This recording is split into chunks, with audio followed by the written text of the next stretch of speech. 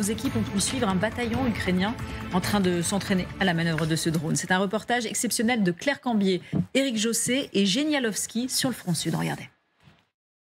Ce bataillon de dronistes vient de recevoir 2 drones Vampire de 2e génération. Des drones d'attaque de fabrication ukrainienne capables de transporter jusqu'à 15 kg de bombes. Ça, c'est pour l'infanterie, cela pour les BMP et les chars. Et ça dépend de la situation. C'est plutôt pour enflammer les stocks de munitions. Avant d'organiser une attaque, il faut que les soldats soient bien rodés. Ces drones, équipés de vision nocturne, sont utilisés la nuit. Il faut être capable d'attacher les munitions dans la nuit noire.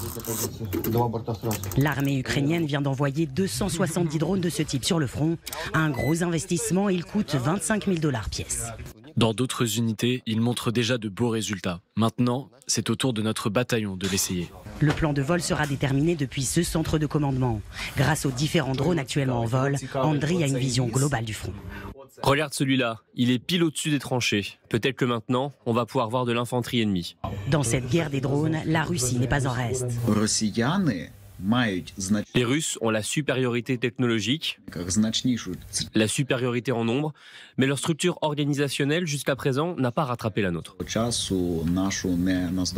Pour contrer la nouvelle armée de drones ukrainiens, les Russes ont déployé un important dispositif de système radioélectronique sur le front de Zaporijjia. Mais les Ukrainiens se sont adaptés.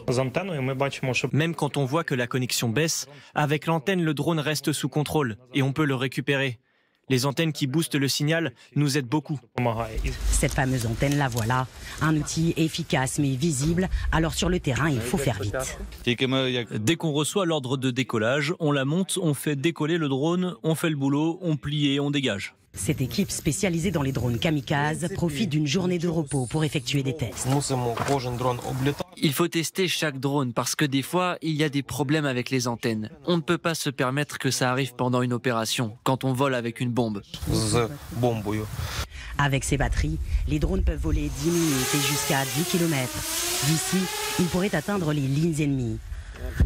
Là, vous avez entendu plusieurs tirs d'artillerie. Il y a plus de Russes ici qu'avant. Ça, c'est une certitude. Des unités russes ont quitté le front de Kremina pour renforcer la défense au sud de Robotyne. À la nuit tombée, nous retrouvons Vladimir. Il veut effectuer un vol en conditions réelles du fameux Vampire. Pour ce test, des bouteilles d'eau remplacent les bombes. Le largage se fera dans ce champ. Voilà notre simulateur. On a mis une croix et on envoie. Décollage du drone.